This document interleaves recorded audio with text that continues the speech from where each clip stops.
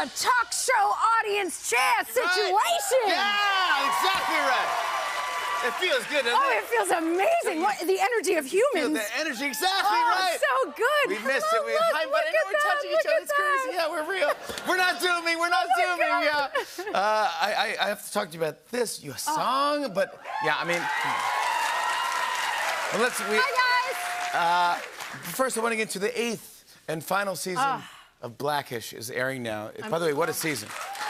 Coming along well. What a season already. What it's unbelievable. Yeah, what a Jimmy. season. What a season. Way to take it out. What a season this one. Whoa. Recently we had Anthony Anderson on the show, who we love. And yes, you know him. Yes, of course you know him. Yeah. And I was saying, are you going to get nice fella. A nice dude. Yeah. I go, are you going to get emotional when you say goodbye? And he's like, maybe a little. Not really. I don't know if he will. Did he get emotional? Did you get emotional? I was a mess. Okay. Yeah, of course. So, well, it was amazing. Knowing that you're walking into the end is like a really beautiful thing. Yeah. So I felt very open-hearted. The whole last season I was aware, like, okay, I'm going to take this and I love this. This is hard, but I love it. And then the last week, I gave myself permission to just, you know, let it fly. Wow. And I cried a lot, to the point that Anthony at some points was like, seriously? You do this again? I was like, yes, Anthony, it's the end and I'm sad. And then the last scene we shot was a scene between just Anthony and I can't say what was happening, and I could not get through rehearsal. I had, you know when you have that cry that, like, you feel like your neck's gonna explode? Like, I was like, I was like, just do it. Just do it. Just block it out and I'll do it for this scene. I was a mess. A mess. I mean, it's such a great show. I mean, 8 years and, you know, you spend, like, so much time with everybody. It's your family. It's your family. I mean, I spent more time pretending I was married to Anthony than not. Yeah, isn't that funny? You know what I mean? And you're with them 5 o'clock in the morning till late at night and, you know. And working on scripts and Kenya Barris, who we love. Yeah, and the kids, we watched them grow up. I feel like there were two things that helped me remember that the time was passing. The kids growing and Anthony's facial hair. Yeah. Those things Because changed. by the end, he was like ZZ Top. He was like, he did have a he's like, hello, my name is Dre Johnson. But we were talking about the cameos that you had to see. No big deal. Michelle Obama. Who? Hello. Michelle Obama. Miss former First Lady, forever First Lady. Yes. But here's the thing that Anthony said. He said that you got her to come on. That you texted her. I did. Wait, but did you actually text her? Yeah, we were friends. Can we... Don't tell nobody. Don't tell anyone whether we're friends. Nobody but I'm friends with the lady. But how did you guys become friends? Well, I was an early campaigner in 2007 when he was just a senator. And I always say I campaigned for the Obamas, but it was for Barack Obama, who was, you know, becoming president. Right. And then I became a part of their mentor program. So I worked with both of them and went to the White House a couple of times. And then, you know, I don't know, I guess they liked me. No, my God, oh my God. I don't know. And they were like, yes, Michelle Obama wants to be friends. I was like, has she been vetted? I don't know who that is. I don't remember her. Do you call her First Lady? Do you call her Michelle? I was raised in the generation where your teachers and your friends' parents are Mr. and Mrs. Of course. So in public, she is Mrs. Obama. She's former First Lady. There's no question. Yes. I was calling her that also as my friend, and she was like, seriously, this has to stop. And I was like, okay, Mrs. Obama. And I curtsied as I did it. And she was like, this has got to stop. I was like, yes, Mrs. Obama. And we were doing a conversation for the United States of Women, and in front of the audience, she was like, seriously, you have to call me Michelle. And so by the end of the interview, I was like, Michelle, and the entire audience was like, finally! You did it, finally, you called her Michelle. Respect, my goodness, she's coolest. Oh, cool. beyond. The greatest. Yeah.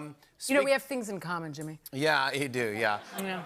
Well, you really are. I mean, entrepreneur, by the way. Oh yes, and a CEO. CEO, but no, not fooling around. For real deal. No, yeah.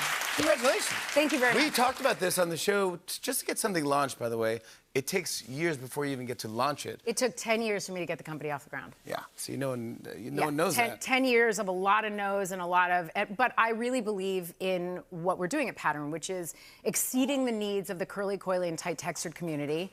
And We are a company that is centered around the celebration of Black beauty. Yeah. And that is an area that needed help and support, not because we do, but because the industry did. Yeah. And so it has taken off, and it's beautiful, and it's wonderful. Successful. It's 2 years. Patternbeauty.com. You got to get your products. Yeah, you gotta get your products. Yeah, and then this. But then, so just to have that as successful, that's fantastic. Pattern Beauty, and it's awesome what you're doing. Yeah. But then you go, I'm gonna release a song. Yes, that's right, because why not? So we are in Sephora, Ulta, and in Target, and so you continue expanding in the brand, and you think, what are other ways that we can continue getting the information out there? And I believe that hair care is self-care. And so the song is about the ritual of hair care as self-care and that authentic legacy and that we come from, that where you sit down between the legs of your mother and you get your hair done. So sit down between the legs of your mother, your sister, your auntie, remember the scent of grease, oil filing down your scalp. You know, no. Yes. No. Yes. Oh, it makes me nervous and sweaty. No. Well, you're Singing. a great singer. Singing makes me nervous and sweaty. Singing. But you're a great singer. But you must be nervous. I come from a legacy of quite a powerhouse singer lady. Yeah, I've heard of her. Have you heard of her? I've heard of your mom. Yeah, she's pretty much. Yeah, just a little global treasure. Oh yeah. No big deal. My mom's Diana Ross. Whatever. Would you like to sing something? Yeah. No, I'm good. I'm good. She's got it. Yeah, she's got it. Go ahead, Mom. Do you remember at one of your mother's concerts, she put you on the spot to sing something? As a child? As a child. Yeah. And you did not want to I sing. said, no, ma'am. No. And do you remember this at all? Because I actually really do, because my sister Rhonda sang No Problem. Yes. Yeah, I mean, and my grandma was there, who's no longer alive. Yeah. We have the clip, because I just want Stop to show it. you being you. Watch this. You're gonna freak. Oh, you guys are gonna die. Sunny, Rhonda, and Tracy.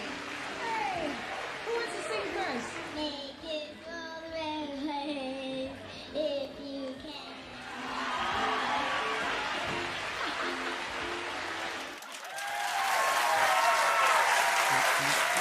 Giant glasses. I was just like, no.